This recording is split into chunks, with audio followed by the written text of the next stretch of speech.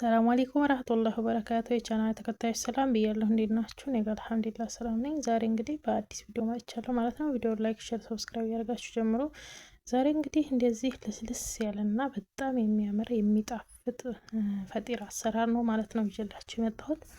በቀላሉ በትንሽ ደቂቃ የምትሰሩት በጣም ቆንጆ ፋጢራ ነው። እኔ ወድጄዋለሁኝ። እናንተም በቤታችሁ ሰርታችሁ ሞክሩት ማለት ነው። በጣም ነው የሚጣፍጠው። ደግሞ ልስልስ ያለ ፈጢራ ነው ማለት ነው። እንግዲህ እስኪ ወደ አሰራሩ እንሂድ ማለት ነው።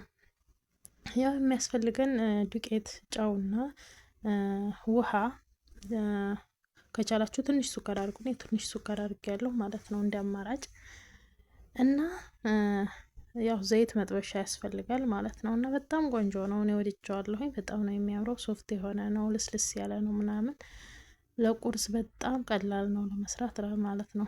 እና እንግዲህ ዱቄት እኔ በምመጥነው ልክ ያው በሚበቃኝ ያክል ነው የመጠንኩት ማለት ነው። እናንተም በሚበቃችሁ ያክል መመጠን ትችላላችሁ። ብዙ የምትሰሩ ከሆነ ብዙ ማድረግ ትችላላችሁ።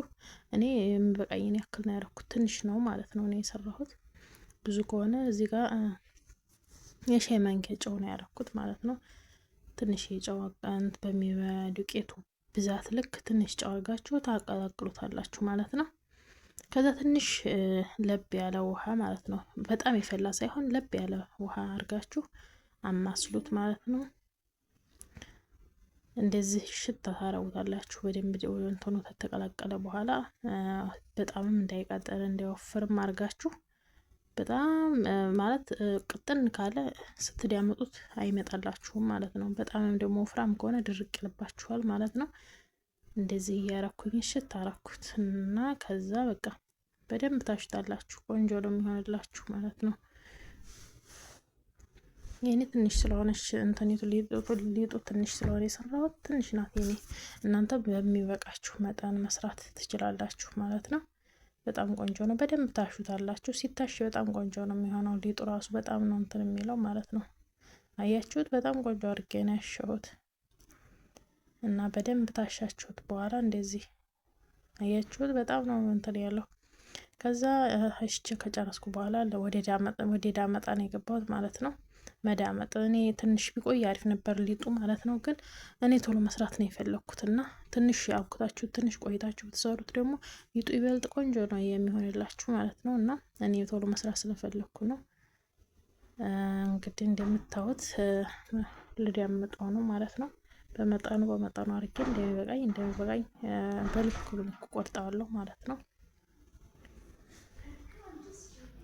ከዛ እንደዚህ በመጠኑ በትላልቁ ሳይሆን በመጥበሻ ልክ ማለት ነው ሰራሁት፣ ቆረጥኩት ማለት ነው። እንደዚህ ካረጋችሁ በኋላ ትንሽ ዘይት ነው እንዳይያያዝባችሁ ስትዳምጡት ከእጃችሁ ላይ ልክክ እንዳይል ትንሽ ዘይት በብርሽ ቀባሁት።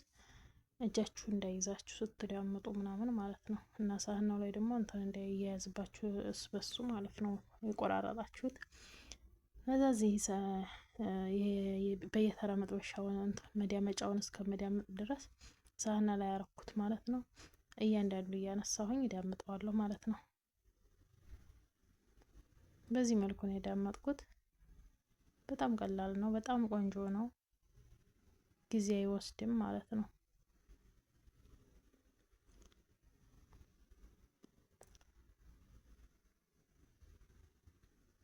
እንደዚህ አድርጋችሁ በደንብ ተዳምጡትና መጀመሪያ ላይ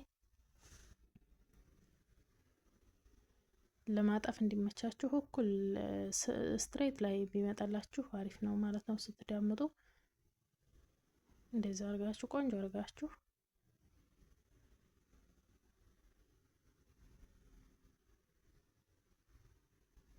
እንደዛ አድርጋችሁ ስትቀቡ በጣም እንትን የቀለጠው ዘይት ይሙለጨለጭባችኋል ማለት ነው።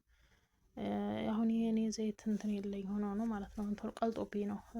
ሻበንት አሁን ለምሳሌ በእንት ቅቤ ቢሆን ማለት ነው፣ የገበታ ቅቤ ቢሆን እሱ አሪፍ ነው። ቶሎ ስትዳምጡት አይቀላልጥባችሁም ማለት ነው። እኔ ትንሽ አቆይቼዋለሁ እንደዚህ እያረኩኝ ያስቀመጥኩት ትንሽ እንትን ላይ አይሙለጨለጭባችሁ ማለት ሲቀመጥ ትንሽ ስለሚረጋ ስለሚያያዝላችሁ። የቀለጠው ዘይቱ ከሆነ ግን ሙልጭልጭ ነው የሚለው ማለት ነው። ይሟጨለጫል ውሃት ነገር ስላለው ዘይቱ ፈሳሽ ስለሆነ ማለት ነው። እና ቅቤ የዳቦ ቅቤ ብታረጉት አሪፍ ነው። እንደዚህ እያረኩ እየጠቀለልኩኝ አስቀምጠዋለሁ ማለት ነው። ሁሉንም ዳምጬ እስከምጨርስ ድረስ እንደዚህ አድርጌ አስቀምጣቸዋለሁ። አያችሁት?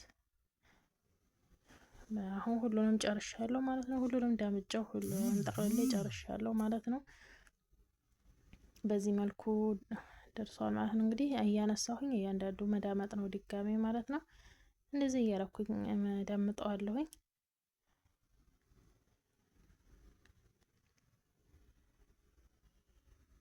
አያችሁት? በጣም ቀላል ነው። በትንሽ ደቂቃ ነው የሚደርሰው ማለት ነው። በተለይ ለጧት ጧት ቁርስ ልጅ ላላችሁ፣ በተለይ ደግሞ ቁርስ ልጆቹ ጣፍጧቸው ነው የሚበሉት እና በጣም ቆንጆ ነው። ለልጆች ብቻም ሳይሆን ለእናንተ ራሱ በጣም ቆንጆ ቁርስ ነው ማለት ነው። ጧት ጧት ላይ ቁርስ በአጭር ሰዓት በትንሽ ሰዓት የሚደርስ ስለሆነ አሪፍ ነው ማለት ነው። በዚህ መልኩ ዘይት ትንሽ ጠብ አድርጌ እንትኔ ላይ ዳመጥኩት ማለት ነው። እዚህ ጋር ጋገርኩት። በመጥበሻ እንዳያቃጥላችሁ ፕላስቲኩን መጠቀም፣ ማንኪያ ነገር መጠቀም ጥሩ ነው። ዘይቱ እንዳያቃጥላችሁ እጃችሁን ማለት ነው። ያው በዚህ መልኩ እየደረሰልን ነው ማለት ነው ፈጢራችን። አያችሁት እንዴት እንደሚያምር? በጣም ቆንጆ ነው ማለት ነው። ደግሞ ልስላሴው በጣም ልስልስ ያለ ነው ምናምን እና ለመብላት ራሱ ይመቻል። እንኳን ሌላ መባያ ምናምን ተጨምሮበት ዝም ብሎ ብሉኝ ብሉኝ የሚል ነው ማለት ነው። በጣም ቆንጆ ነው። እንደዚህ እያረኩኝ እንግዲህ ጋገርኩት ማለት ነው። ዘይቱ በደንብ ባታበዙትም ጥሩ ነው። አያችሁት? በጣም ቆንጆ ፈጢራ። ደግሞ ብዙ ነው የሰራሁት ትንሽ ነው እያልኩኝ ማለት ነው። ዱቄትን ሳረገው ትንሽ መስሎኝ ነበረ። በጣም አሪፍ ፈጢራ ሰርቻለሁ ማለት ነው። አሪፍ ቁርስ ነው። አያችሁት? ማር አረኩበት እኔ። እናንተ ቸኮሌት ማድረግ ትችላላችሁ። ስትሮበሪ እንትን ማድረግ ትችላላችሁ። ማርማራታ ማድረግ ትችላላችሁ ማለት ነው። በማር ነው ያቀረቡት ማለት ነው። እንግዲህ እንደምታዩት በጣም ሶፍት የሆነ ነገር ኬክ ነው። ምንድን ነው ፈጢራ ነው ማለት ነው። በጣም ቆንጆ ነው። አያችሁት? በቃ በጣም ልስልስ ያለ ነው። ሲበሉት ራሱ እንዴት እንደሚጣፍጥ ሞክሩት ሁላችሁም በየቤታችሁ ማለት ነው።